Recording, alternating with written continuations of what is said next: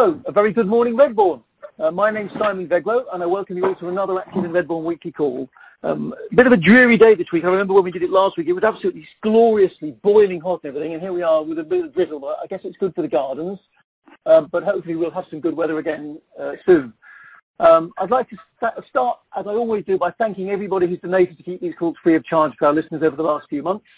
And as I think I've said before, the Parish Council have also given us a grant to keep the calls going, and we'll keep them going till Christmas time-ish, whatever happens in the state of lockdown, which obviously is still a little bit up in the air. Because very clever people behind the scenes are masters of technology, the call is now also available live on the Redbourners Facebook page, and afterwards it will be found as a recording there and on our website. And as in previous weeks, everybody bar today's speakers is now on mute, so we won't get disturbed. You can make as much noise as you like. Dogs can bark. You put the kettle on, whatever you want to do. It won't cause us a problem. Now, in the previous 2 or 3 months, God, how long has it been? A few months now we've been doing this. We've been having some fantastic guests, and this week is no exception. We have David Abernathy from the Friends of the Nicky Line, and Chris Rennick from the Plainfield Trust. And, of course, we have Will, our wonderful vicar, who assures me that he hasn't forgotten that he's going to tell us all about Ethelred the Unready with his thought for the week.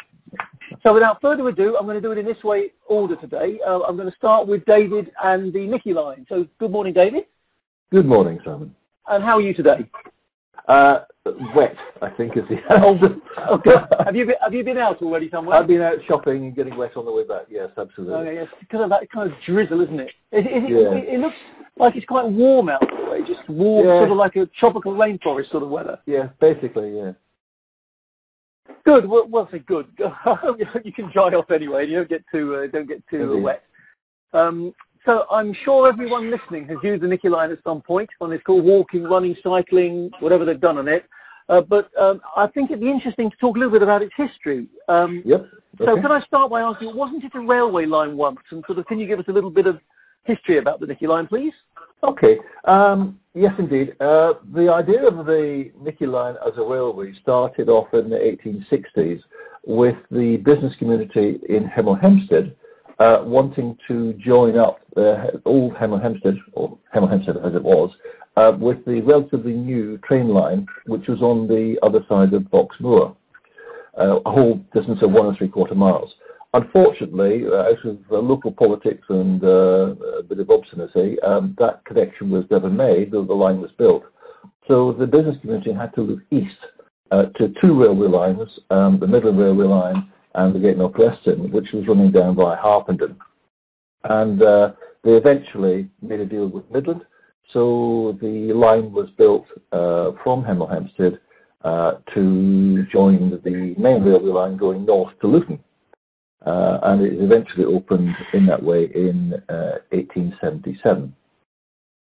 It was then operating both personal passenger and freight, but the passenger service stopped in 1947, temporarily, in inverted commas, and the freight carried on, though it was eventually taken over in about 1960 when Hemel Hempstead was developed by the Hemelite company, which was making breeze blocks in their workshop at 3 Church Lane, and we used it to bring server ash into as a raw material for the breeze blocks.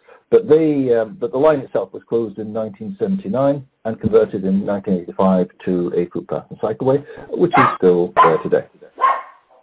And David, can you tell us anything about what the process was between deciding it was going to be turned into a sort of a cycleway? How did that come out? So when a railway line closes, does it automatically become something else, or how does that work? No, it was the ownership was transferred into the 3 councils, 3 main councils. That's St Albans District Council, Hertfordshire County Council, and Dacorum Borough Council, and they still own different sections of the line, and they had to do something with it, so they converted it to a cycleway and a footpath. Okay, that makes sense. So it's basically council owned and run and managed. Yes, Hertfordshire doesn't have much to do with it. So St Albans manages their section of the line, which is the bit round Redbourn, and then Dacorum obviously manage their bit. So St Albans has 2/3 of it. Okay. Now, I understand you're a statistician of some repute, and you have some information for us about usage of the Nicky line today. So can you tell us a little bit about sort of how many people use it today and how that's changing and anything you can really about that topic? Yeah. Okay. Friends of the Nicky line, we've done surveys over the years, usually at the Harpenden end because that's where the bulk of the volume has been, with little counts elsewhere. But we noticed that at the start of the lockdown, the volumes of usage throughout the line had just gone through the roof. And so we decided to do a whole line survey in May, getting more than 50 volunteers to send in counts of the people that they'd seen in their half an hour exercise time on the Nicky line. We had more than 280 counts throughout the line. And we've just published a report and press release on that, which is available on our website for anybody who wants to have a look at the inside calculations. And the main findings is that the Redbourn and Hemel Hempstead sections had about 350 uses per day in that period in May. Harpenden, as expected, was much greater, at about 1,000 uses a day. But overall uses of the line in totality was 12,000 per week, which is 2 or 3 times the previous highest recorded figures. So that's a lot of people using the line every day from the 3 communities. And is that, I'm sorry, just to understand you correctly, David, has that increased massively since lockdown, or what were the figures before then? The top figure that we had was a bit over 4,000 in a week at Harpenden. That was in July, usually the peak month in July 13, boosted to about 5,000 by an 800 strong Roundwood school walk. But if we say that the base figure was in the 4,000s, including for the whole line, so we're looking at more than double. Almost 3 times the previous recorded figure. In fact, we had many people saying that the line was too busy for them to use with the social distancing, etc. And the word, like Piccadilly Circus, was used independently by quite a few viewers. So it was very, very busy. It's not as busy now. So volumes have come down slightly from the peak lockdown figure, but it's still, we believe, being used more than it used to be. I think people have got used to using it, and it's still a nice walk. So it's certainly people are starting to reuse it who had stopped using it at the busiest time. Okay. Now you mentioned Friends of the Nicky line there, which I meant to mention earlier actually. Can you tell us a little bit about who you are and what you do as Friends of the Nicky line, and perhaps how people can get involved if they want to? Okay, great, thank you. Friends of the Nicky line, we were asked to set up a friends group back in 2006. The councils, particularly St Albans District Council, Harpenden, Redbourn, wanted a friends group to help them to communicate better and get more feedback on the Nicky line from users. So a group of volunteers were daft enough to set up a Friends of the Nicky line, and for some reason I was voted chairman. So I've been chairman of the Friends of the Nicky line since 2006. I keep trying to get me to the job, but nobody wants it. You're obviously doing too good a job. Yeah, right. But what we do, firstly, we try to encourage greater use of the Nicky line. We act as a funnel for information to the councils and report problems and make suggestions on things to be done. So, for example, we have a Facebook group, and we quite often get emails, Facebook comments, or telephone calls to say there's a problem, there's a tree down. This week we've had 3 trees down, which we've been out with saws to clear the line.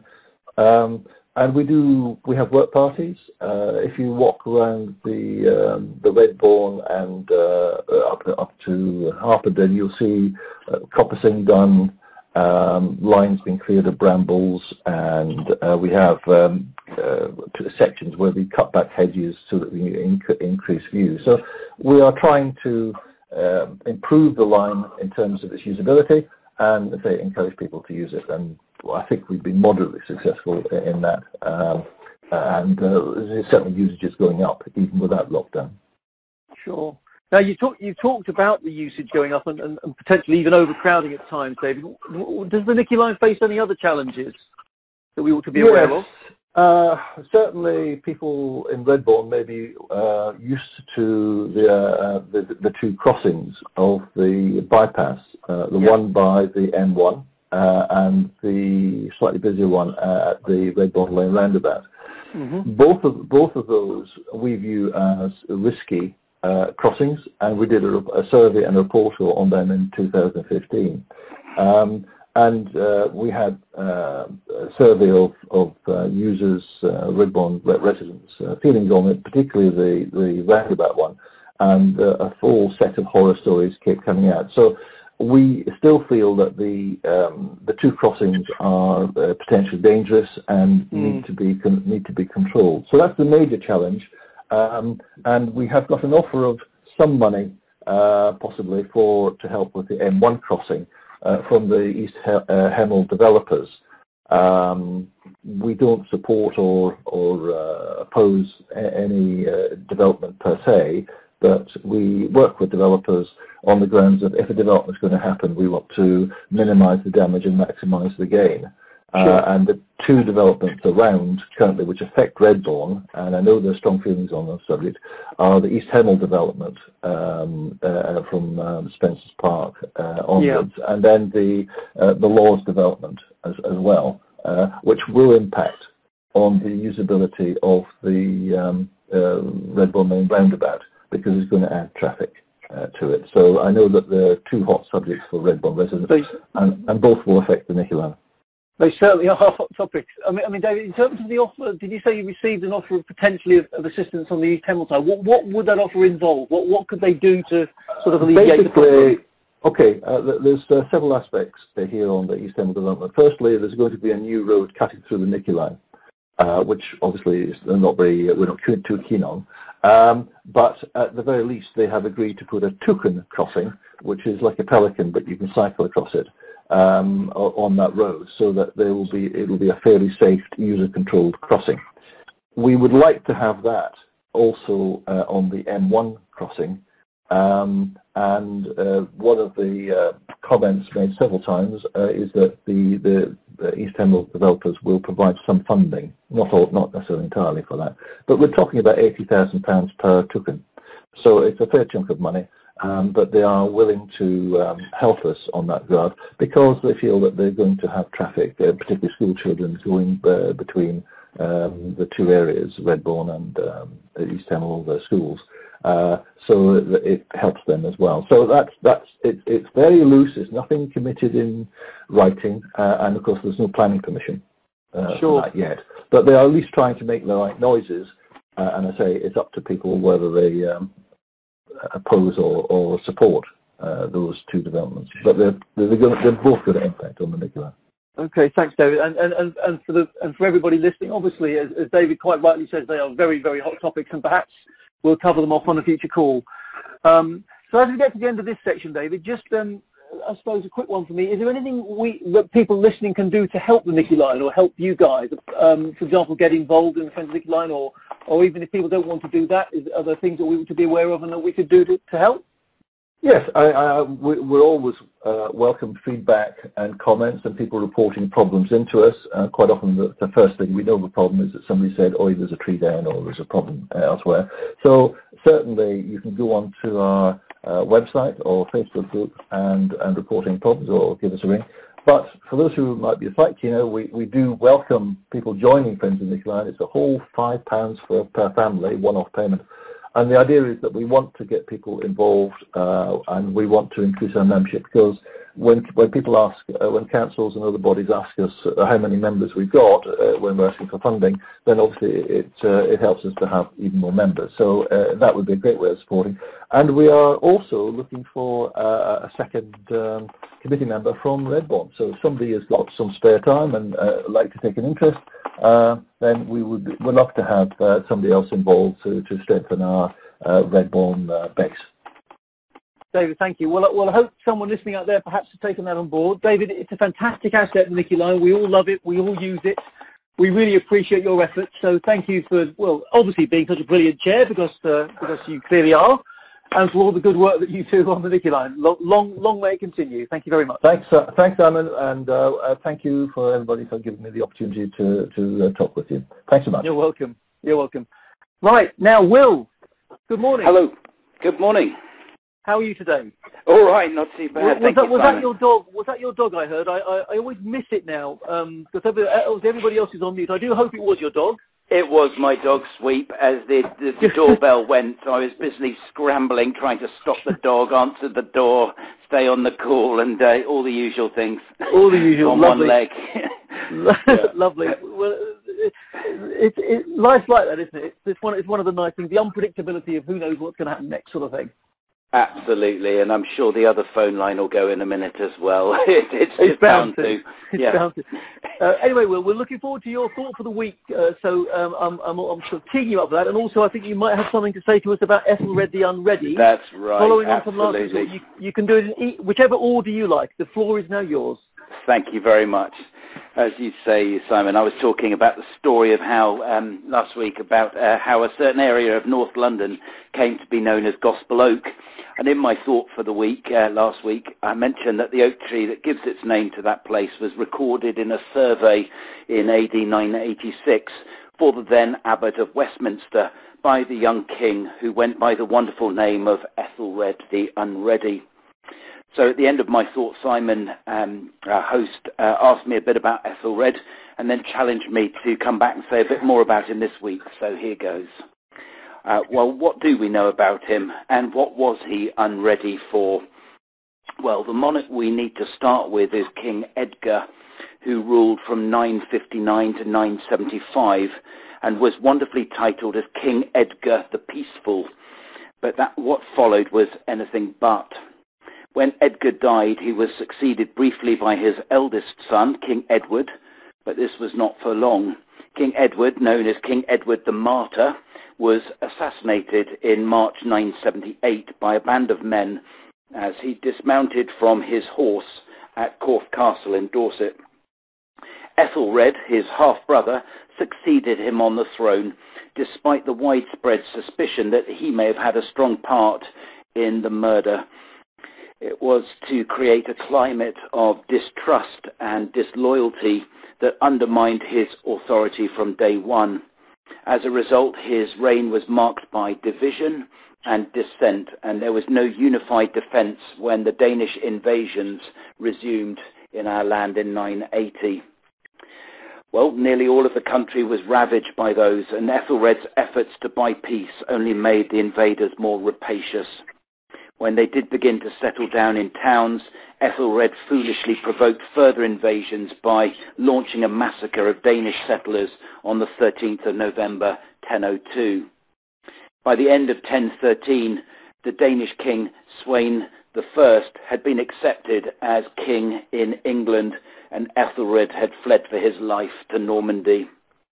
Well, after Sweyn died in February 1014, Ethelred's council of advisers invited him to return to the throne on condition that he agreed to satisfy their grievances.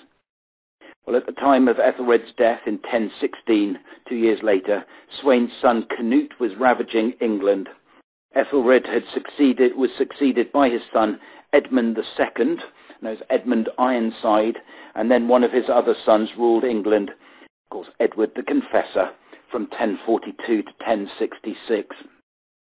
Despite the overall failures of the reign, perhaps surprisingly, evidence from his charters and coinage suggests that Ethelred's government was actually more effective than was once believed. So, Ethelred was only 12 years old when he came to the throne, but his epithet isn't just about how young he was. It's actually rather a fun play on words. The name Unready really derives from the Old English unread, meaning poorly advised. And yet actually his name, Ethelred, means well advised. So it's a bit of a pun really that says he is well advised, but the advice he got was poor. Well, taking the advice of someone else always presents us with challenges and dilemmas. Do we take that advice wholesale? Can we trust it? If we do, does that make us look weak and gullible?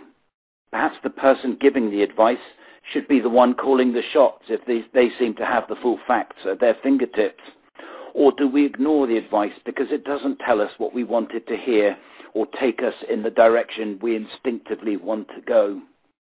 The dynamics of advice, if I can create that term, is a tricky area with no easy signposts and pathways. I guess we need to do a little bit of sifting, evaluating and reflection, and we generally know what to do and how at the end of it all, hopefully. The German philosopher Hegel would recognize this process. In Hegel's dialectics, as it's called, he would take two seemingly different arguments and then allow them to fight and work against each other until a refined outcome is achieved. In other words, you have the thesis, the antithesis, and then the synthesis. I guess we've had to go quite a lot on this kind of thing in the last few months, even if we didn't know the fancy name for it. There's been a huge amount of information about COVID from medical advisors, cabinet members, newspapers, and commentators. What do you believe? What is hype? And the whole thing gets harder still when the advice from the same person changes. It's really hard to navigate and to know what best to do. But I do know this, that in the last week or 10 days, we had a COVID death in the village, and that has sent some shockwaves around our community. It's a sad reminder that coronavirus hasn't gone away and the threat remains. And whatever the current advice from government, scientists or whoever, to stay a safe distance from each other, to be vigilant and to be careful, these are still good pieces of advice. I guess we won't really be able to move on until we have a vaccine available that works. And then the whole process of advice and counter-advice, conflicting information and evaluation will begin all over again. Who should have the vaccine? How often? Is it effective? And so on. I can feel the questions mounting up already. So perhaps, inspired by Ethelred, we should make sure we heed good advice and think about these things carefully, and then we won't be found to be unready. I'm just thinking of what I was trying to think of something clever to say there, Will, but unfortunately, you know me, it's not there. The source material. Right, Simon, I always put you on the back foot. Yes. And that's absolutely fine. But this thing about how you heed advice and what advice to listen to is part of the human condition, I think. Whatever age we are, young or old, who do you listen to? Who do you think constitutes sort of good advice and sounds like wisdom? These are good things to be exploring, I think, for any of us. Absolutely, and especially as you say at the current time with the coronavirus and all the advice that we're getting, the government's getting, and all the news, and much of it contrary. It's quite interesting.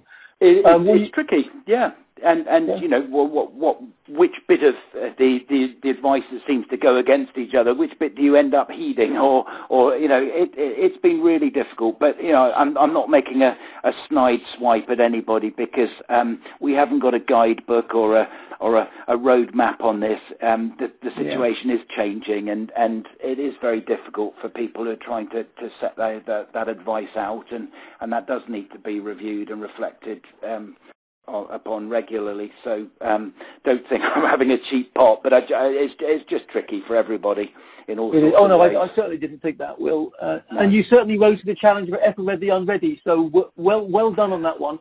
That's all right. I'm half tempted to give you a challenge about Hegel. Okay.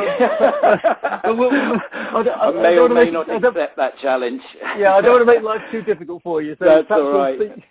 Yeah. Anyway, thank you very much, Will. As You're always, very welcome, as always. Great to be you. with you. Thanks. Thank you, Will. So, Chris Rennick of the Playing Fields Trust. Chris, good morning to you. Hi, thanks for your patience. Obviously, you've been sitting waiting for about 25 minutes or so, but thank you so much for doing that. So we're delighted to have you on the call as well. You're chair of the Playing Fields Trust. Yes, that's right. Yeah, recently. about last year or so, I took over the role from Pat Schofield. Okay. Well, can you tell us, for those that don't know, what the trust sort of does and what its relationship is to the Rec? Can we start there?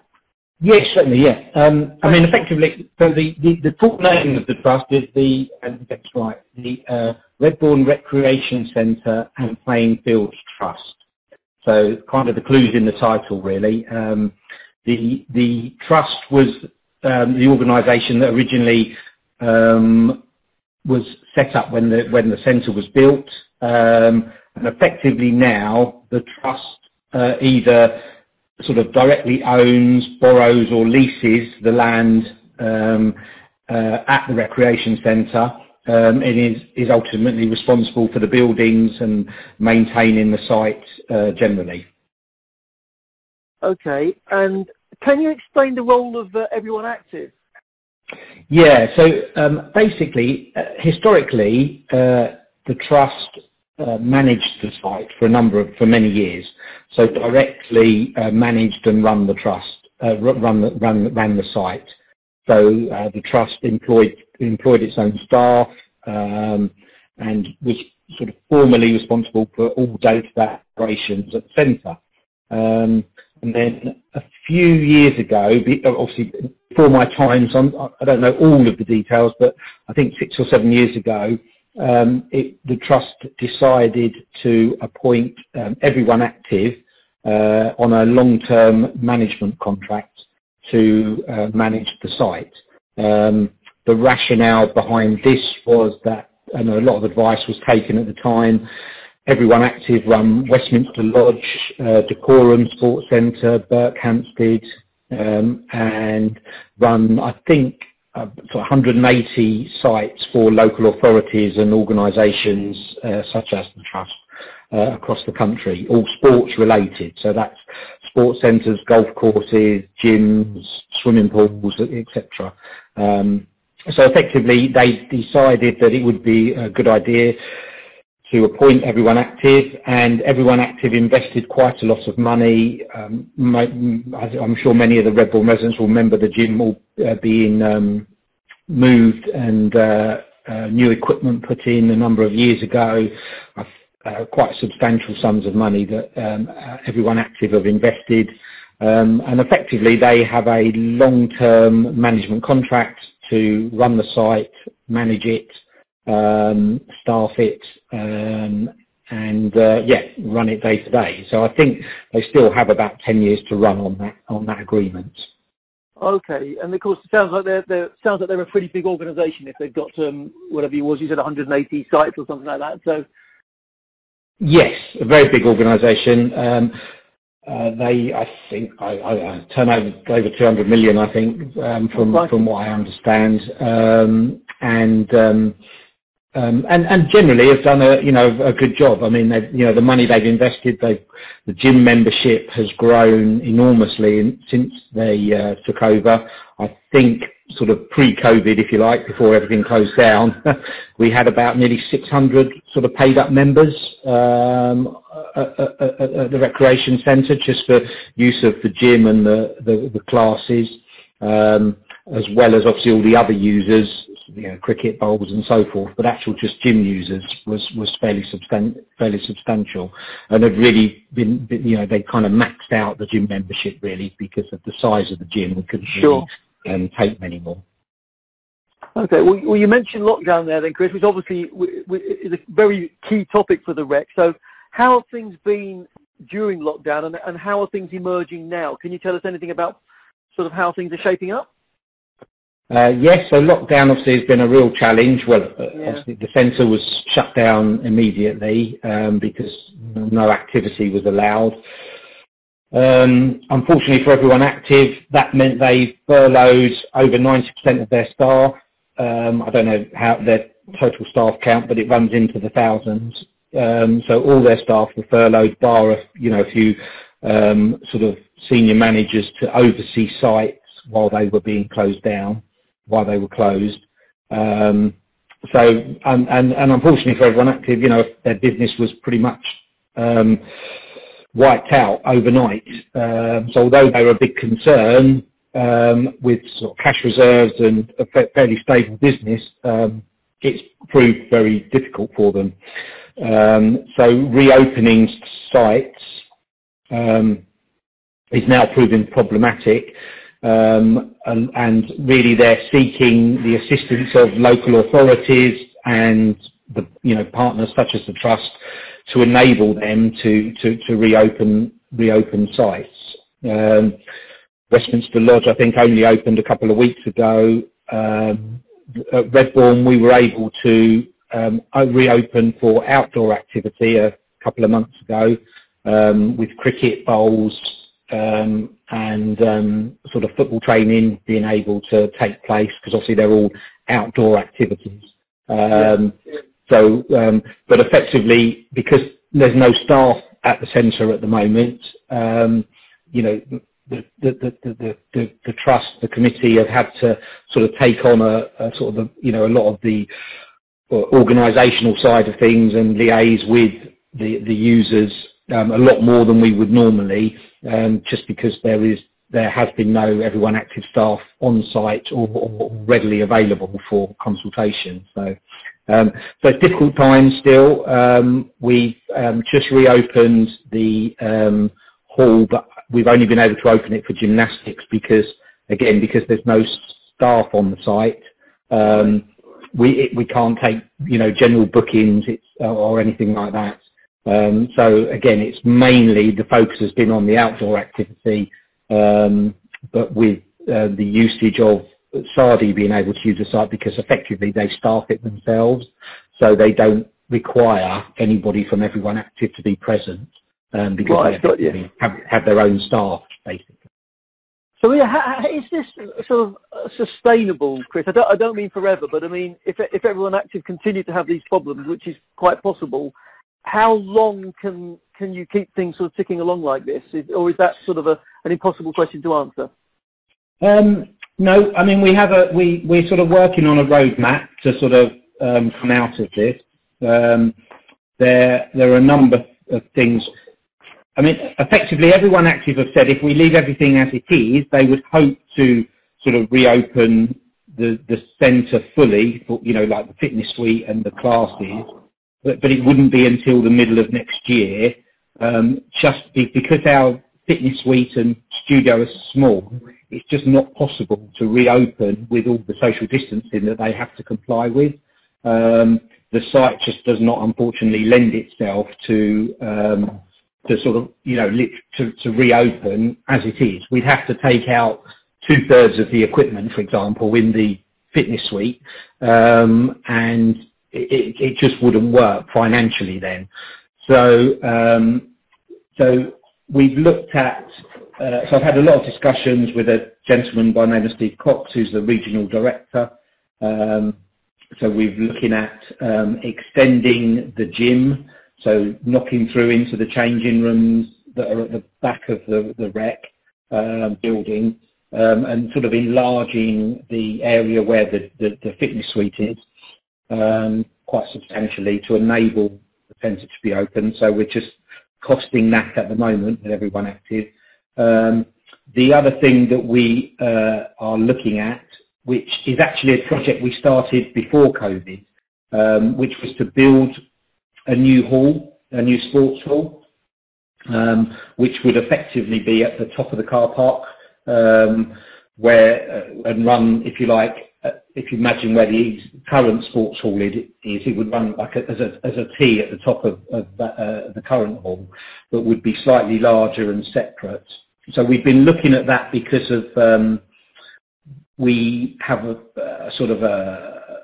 we have a lot of users, and the hall is very, very busy with Sardi, with badminton and so forth, and we felt that we could build a second hall, and the extra capacity that would create would effectively make a new hall self-funding, self-financing. So we started looking at that during last year, but we've actually carried on with the planning, and we've had plans drawn up, and we're just in the position where we will shortly, hopefully, submit an application for planning permission for a new hall. Super.